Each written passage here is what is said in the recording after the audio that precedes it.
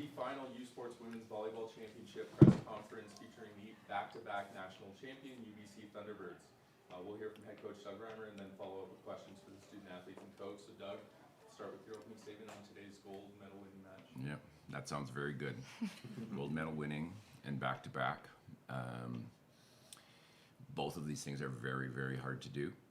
And we've, had a lot of success, but just so appreciative for this to end this way.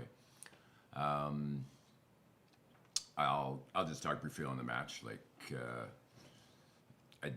I think there's times there where we were fighting things a little bit, fighting the ball, and but we just, part of it.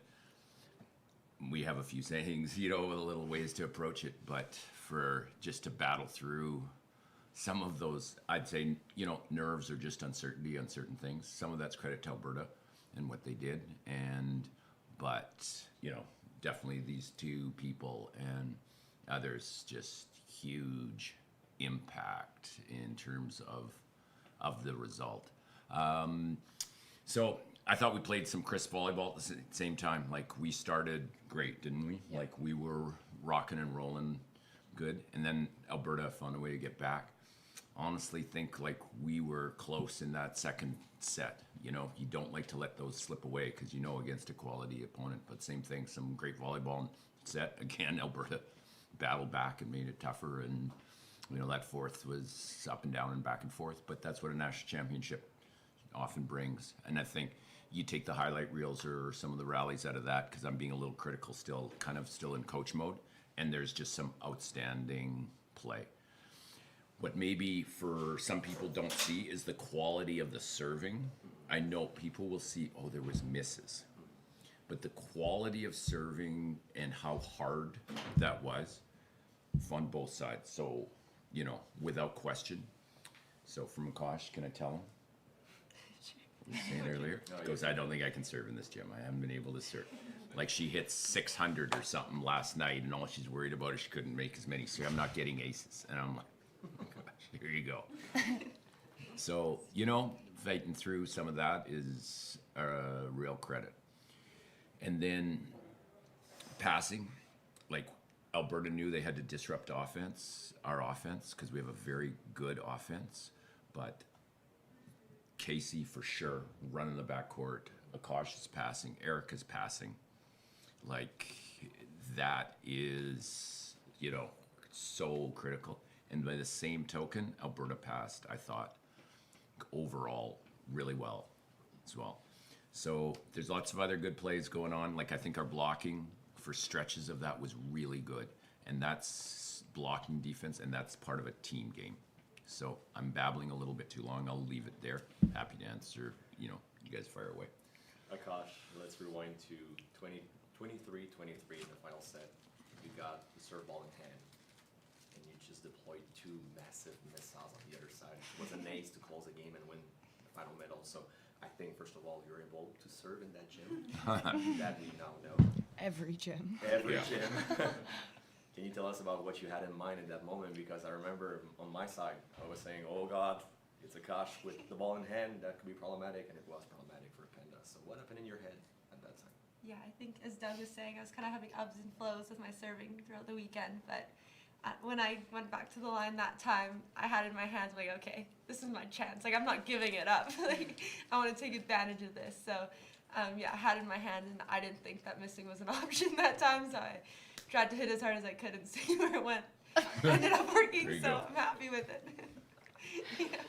Way to win. And I'll just add, served one, timeout. Came back, served again. That well. Yep.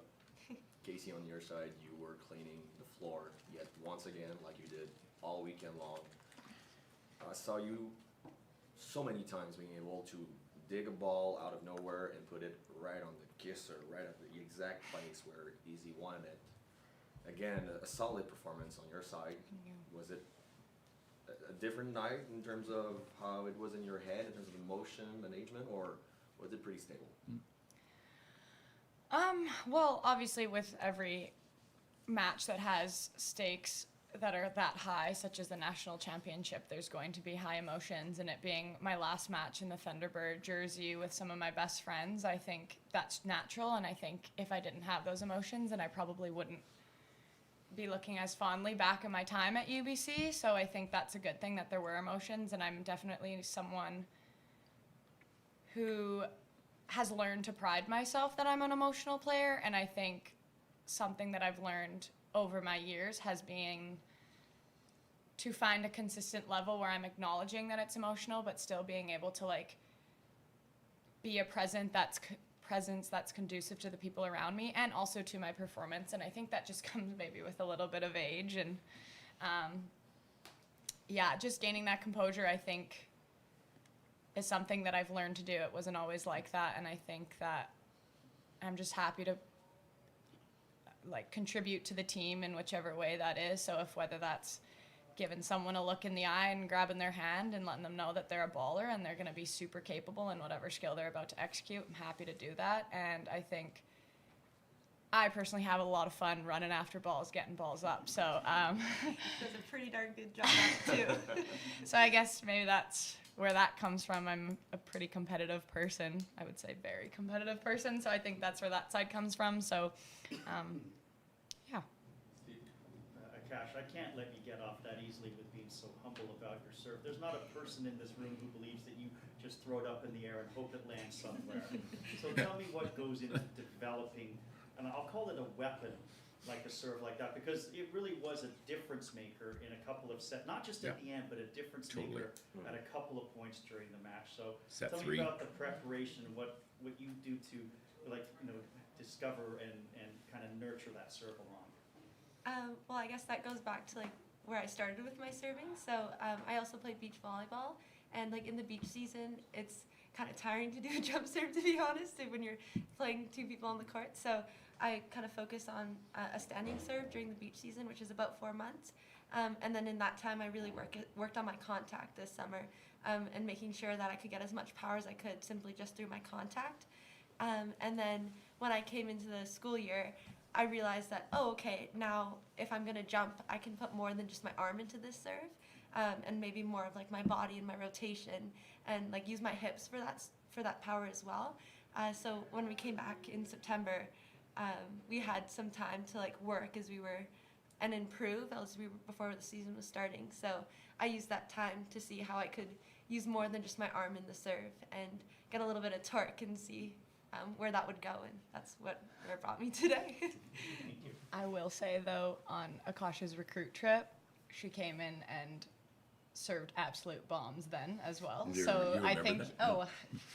yes, she came in and absolutely blew up a lot of our veteran players. And I think I was in my first year in that year, and I was like, this girl's got a crazy arm on her. So, yeah, I think the baseline was already very high.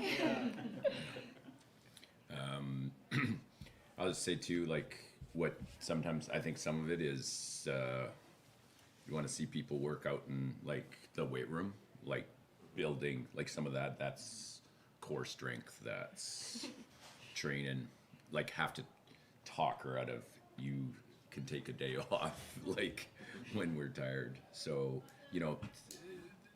don't underestimate like the amount of time overtime. And are you okay on that front, on the serving front? Yeah. But I think it's the same thing, right? Like the amount of time it takes to be able to defend and pass like that. So both these guys and Erica, like great feel on the ball. It's a very comforting thing as a coach to just go, no, we're fine. These 3 passers, right? These 3 passers to set this up. And I think it was an absolute key for our consistency all year, and again, doesn't get recognized to the degree that it should. JC, I just wanted to quickly give you your flowers on the leadership that you exemplified throughout this entire tournament. It was something that really stuck out to me. I found myself literally just watching you, as creepy as that sounds, throughout an entire point, just to see the way that you behaved and the way that you reacted to either losing a point or winning a point, and the way that your teammates looked to you when you know, maybe they need a lift, and even as you said, like, if I need to tell someone they're a baller, I can do that. It really showed. I'm just wondering, was there anyone that you can think of that stood out to you when maybe you were in your first and second year that you found that was that person for you? Or how did you kind of develop this aura and swag, if you will? Because it's undeniable. My mom would probably say the swag was from thousands of dollars wasted on dance, but I would say That makes so much sense. yeah, but yeah, or maybe being the younger sibling of an older brother, one of those things, those combinations, or just my mom instilling confidence in me from a really young age. But yeah, I think I definitely remember in my first couple of years at UBC, or my first year, Sam Patko and Kira Van Ryk were both there, and obviously Kira Van Ryk is not an unknown name in the volleyball world, and I got the chance to play with her again this summer, and I think I remember in my first year watching Sam Patko play, who was an unreal libero, and I think she also exemplified the same things, her ability to connect with people, her ability to provide support, her ability to also pass a really tough ball while passing a very large portion of the court, digging balls, getting after balls, and then turning around and smiling at her teammates. Like, her presence was unmatched, and I think having that example set for me at a young age was amazing. And I think I've also been really lucky from a young age. I actually grew up playing for the Pandas Volleyball Club, and we had a lot of university players come in and exude that, and I watched a lot of the Pandas play when I was younger. So I think just that steadfast example of leaders in different areas has shown me what I want to be like for the people around me. So yeah, shout out my mom, because she's great, and she's definitely instilled that in me. And then I think just having amazing role models throughout my time. And I mean, of course, Kira Van Ryk's a baller, and in my first year she had that presence, and even though she had a huge load of pressure to carry, she handled it with grace and was still able to turn around and connect with her teammates. And she also did that for me this summer in a completely new environment for me, where I was back to being the baby in an extremely intense environment. So I think that actually really benefited me coming back, being on the flip side of it. So yeah, ongoing process, but I'm definitely really, really grateful to have the opportunity to be that. I think we have time for one more. We'll get the girls back to the party. No. Hey, yeah, so back-to-back national champions. Last year, kind of an underdog story, 7th seed, go all the way. And then you lose a lot of players over the course of the off-season. And heading into, or the beginning of this year, maybe, you know, did you have this kind of expectation that you could be national champions? And when did that realization come throughout the season? I never thought we were underdogs last year when we won. I think that story sort of developed just because we went ranked low after a poor performance on our end in the quarterfinals. So I don't think that we were underdogs. I think from the moment that we lost, we knew that we had something, I guess, to prove, but more to ourselves than anything. I think that we were always capable. There's my girls, come on. And I think too, like, obviously we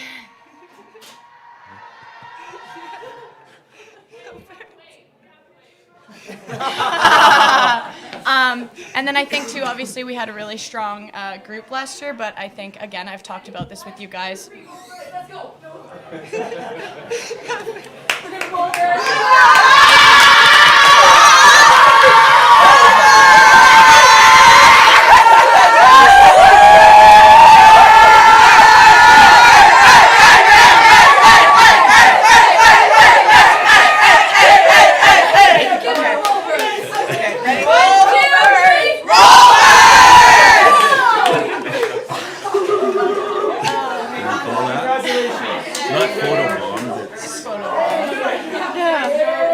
Energy just changed. Sorry, guys.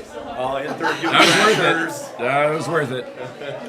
Basically what I was going to say is losing so many talented athletes, graduating some of my best friends, that was obviously really tough, and our team looked very, very different, but I don't think anyone this year had any doubt that let's say our non-starters from the previous year were just as capable to come in and make an impact. And so I think, again, I talk about that 2 weeks off where we lost.